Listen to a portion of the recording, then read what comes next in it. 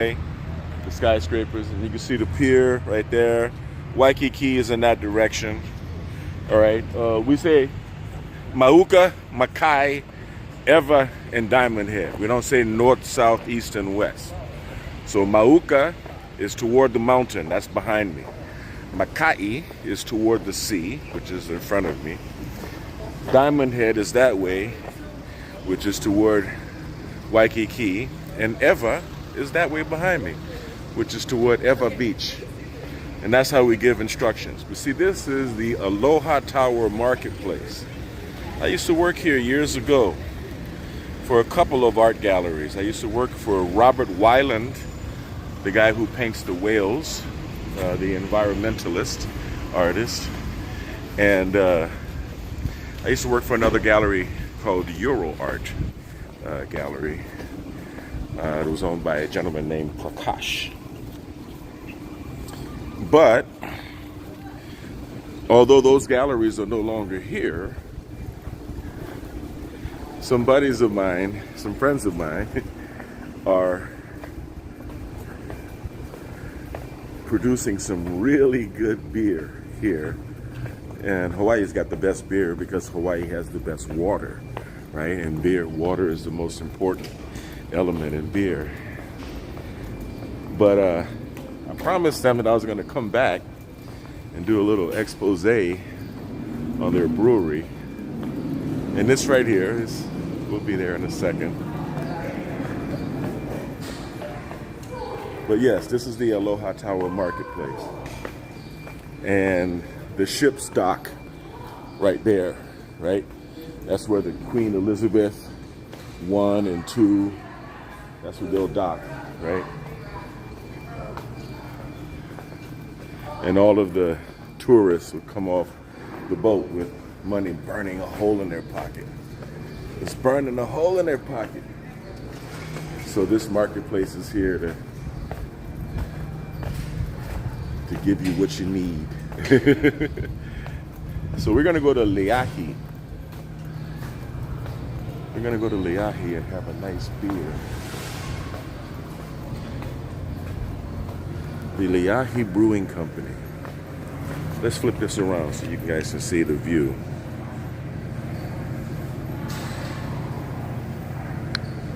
There we go. Leahi. And look, we've got the Star of Honolulu parked out here. Look at that view, huh? Look at that view, huh? I should embarrass my friend and say, hey, who I gotta fuck to get a beer around here? Nah, that's not cool.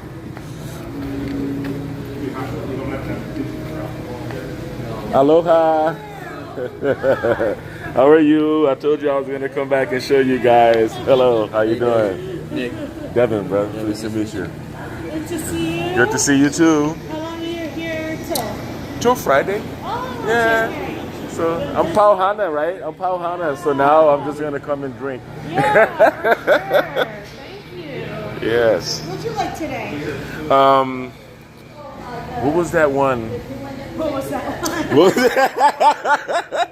The white. Others ate. Yeah. Oh, yeah, right. Oh, no, let's try the star fruit, then I'm going to try the white.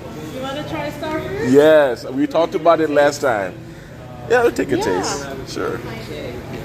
I remember we talked about it last time.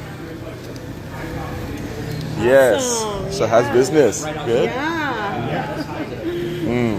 Yes. That is awesome. That's good. Yes. But you yes. like the white IPA too. I do. The white IPA was just...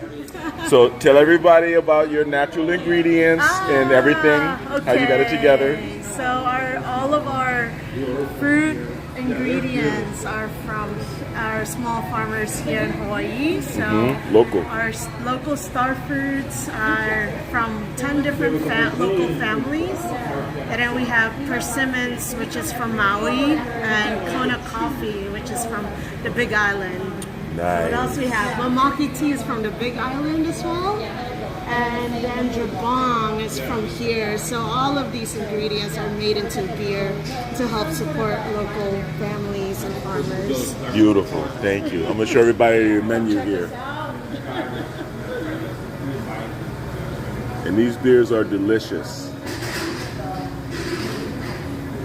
I came and had my fill. Right? Give me a tall star fruit. Would you like star fruit? Yes. You got it. Yeah, the beer here is delicious. You know, they say the most important ingredient is the water, and the water here is excellent. It's delicious. Is this one of those Korean pears? That is jabong. Jabong. Yes, Okay. it has the pomelo. Pomelo. Okay. Because I had a pear, a Korean pear the That other day. big? Yeah, it was delicious. It was crispy too. Oh, nice. I love Yeah. Korean pear. Thank you. You want to start a tab? Absolutely. Absolutely. No, that's the old beer one. Yeah, they're now. How's business? Very good. Very, very good. I'm Great to satisfied. hear. Made my customers happy, and that's the thing that's important, you know? Yes. And I'm coming back in April. Perfect. Just a turnaround, just a quick turnaround. That's a good return. Yes. Yeah. And it looks, honestly, it looks like there's enough business to bring me back again permanently. So I'm very happy about that. Absolutely. Thank you. Thank you. Thank you. That's a good rhythm. That means it was meant for you. Exactly, right? Yeah. That's the aloha spirit in motion. Yes, absolutely. Oh, good. Yeah, thank Please you. take a seat anywhere you like. I know, right? I'm going to sit out Anywhere here. you like. You got Wi-Fi, right? Okay, all right. That'll work.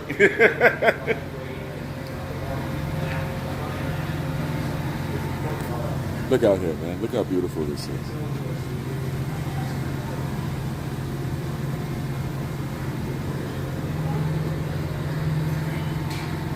How can you not sit and chill? Know what I mean?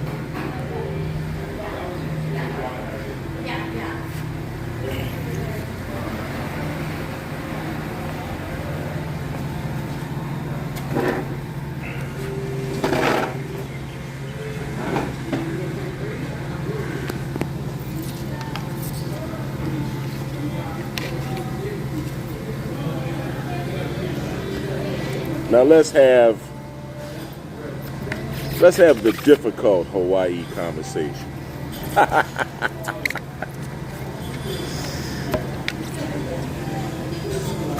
I guess my beer will hold it up, but then I can't drink the beer. So I'll put my computer up.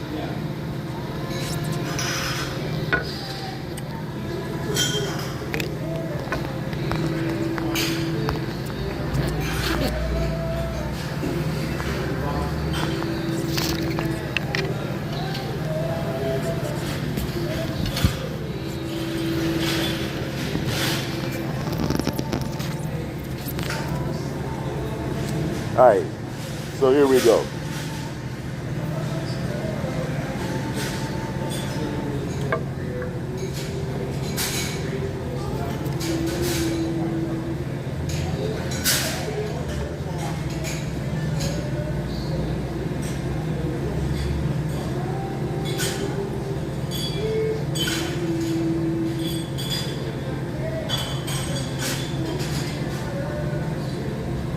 So, access to Hawaii.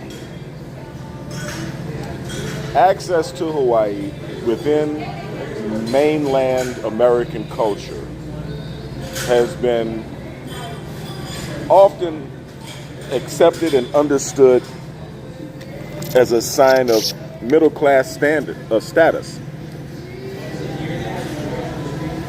Usually when you're ready to take vacations, when you've reached a point of success or wealth,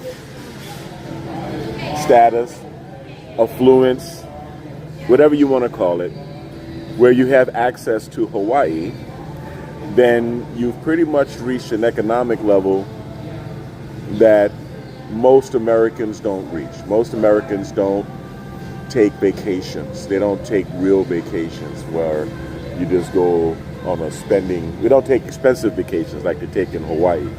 I mean, you know, we might go to New Orleans, go to Mardi Gras, we might go to a Freaknik, you know what I mean? We might go to the Bayou Classic, You might go see your cousins in Houston. You know what I mean? You know, you might go to Disneyland, Disney World. You might go to California. You might go to Florida. You know, but to cross the sea, to come across into the Pacific, it's pretty expensive. And Hawaii itself is pretty expensive.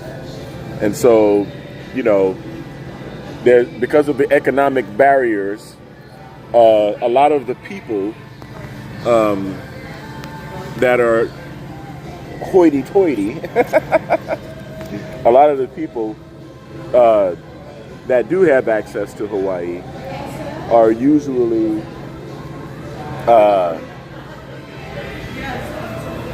people that are in the savings and investing class. You see, this is a little bit better. This is a little bit better because my face isn't like totally shadowed out, right? I'll put the camera right here.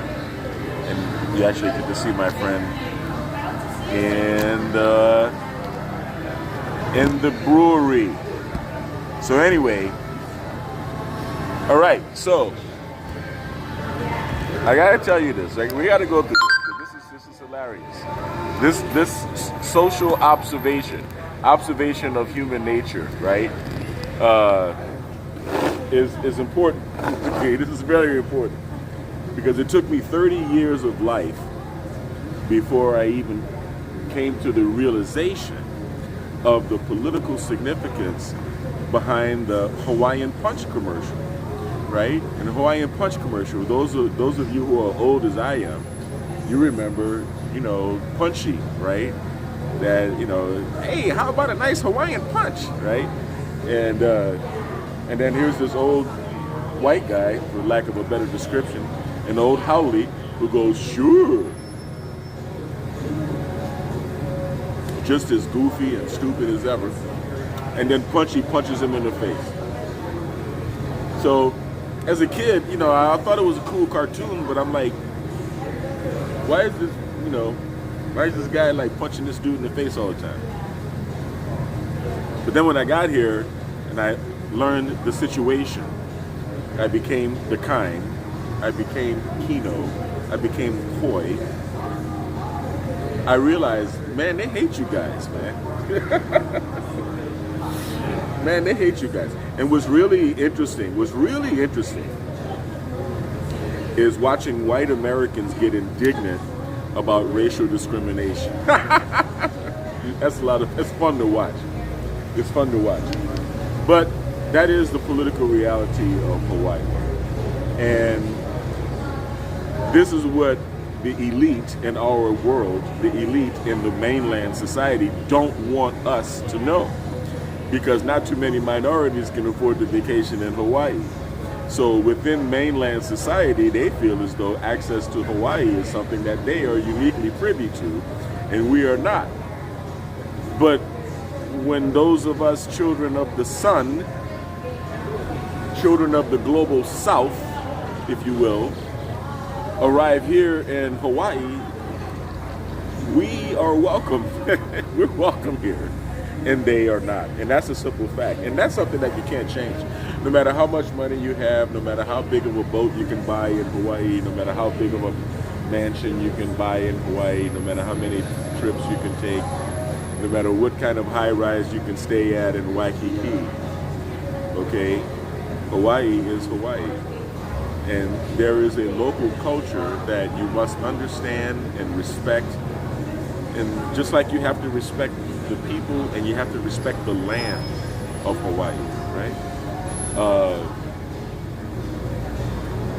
And if you're not going to respect the people and the culture and the land, then maybe Hawaii is not the place for you, right?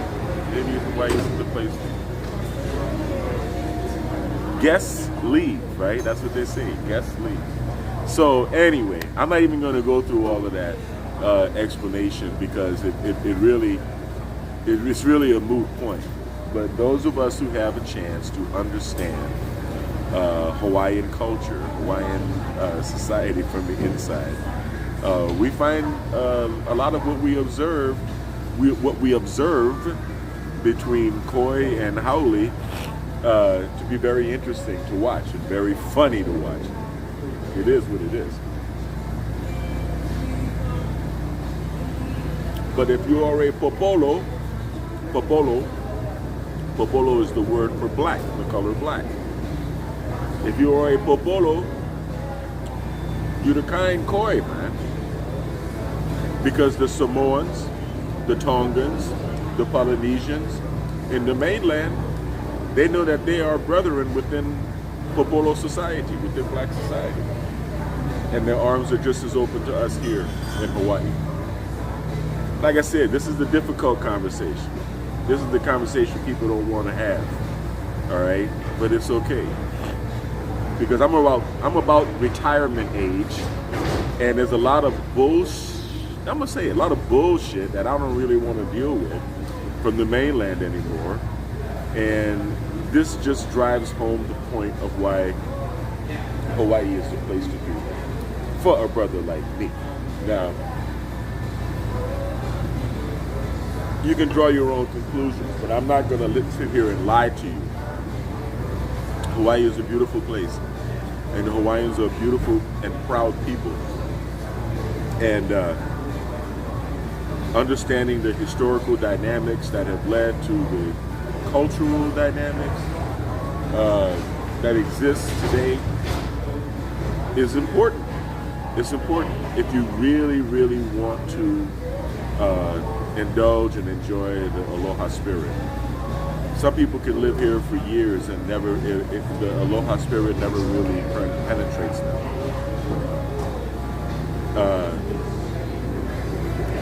The basic slowing down, the basic opening of your heart with compassion. Kind of what we call Christ consciousness. Without the framework, without the judgmental threat of eternal damnation for not complying, without that Western structure. You got to be able to think outside of the box, because this society, this country was developed way before it became a part of the United States in the 1960s. I was born in 65. So, I mean, this was a well-developed country, fully developed nation with their own culture and their own history. So it's very important, if you're going to take Hawaii seriously, not just as a tourist, it's very important to have respect, like I said, for the people, for the culture, for the history, and for the land. You don't find many people littering here, for example, because most people understand that this is the place where God kissed the planet, right here, for all of us to enjoy, right? And that's never going to change. So I'm Pauhana. On Monday, I'm going to do some pickup visits for my clients tomorrow and throughout the rest of the days that I have here. I'm not going to be running because I got a race on Sunday, a very long race, the LA Marathon. So I already did it last year, so my body knows how painful it is. So I'm mentally prepared. And I'm a lot healthier than I was last year, a lot better trained, and recently detoxified. So it should be quite a celebration of health, right? I told my mom the other day, shout out Mom, here in Hawaii. I told my mom the other day that I think of training like worship, right? Because when I was a kid, I was spoiled. My parents, my mom and my dad, spoiled me and my brothers. We didn't ask for anything that we didn't receive. And I'm not bragging. I guess I am bragging. I got parents worth bragging about. But there was a period where every Christmas we wanted another bicycle. Because we were growing, right? So we wanted bigger, better bikes, right? And I remember the look on my dad's face, even my mom sometimes, of just being proud and happy watching us play with the toys that they bought us. And I feel like my health, that all of our health is a gift from God. So when you glorify that by celebrating it, celebrating your good health, by exercising because you can, right? Then that's a form of worship, because you're showing appreciation for the gift of a healthy body that you were given. That's just my philosophy. I don't know. Maybe it's just a way to make it easier to get through my workouts. And I figure if I'm going to run a 26-mile marathon, there's going to be some prayer involved somewhere. Somewhere during the day, I'm going to talk to God. So you might as well make it a prayer from the beginning. But yeah, that's all I wanted to say. I'm going to sit here and enjoy my view and enjoy my brew. And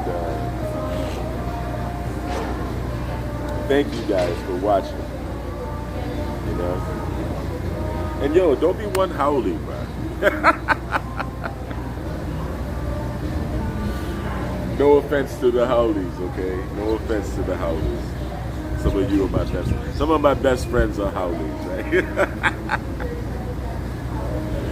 Oh, God. But we had to have that difficult conversation. And everything is gravy. Everything is gravy. And here it is, what, 5:08 in Hawaii. So everybody else who's Pauhana should be coming in here pretty soon. I want everybody to stay kind, as always. Stay kind. Stay kind. I mean, I'm surprised that I even have to say that. Now I'm home, and it's just one word. It's aloha. You know? In the mainland, I got to go through this: stay kind, stay blessed, stay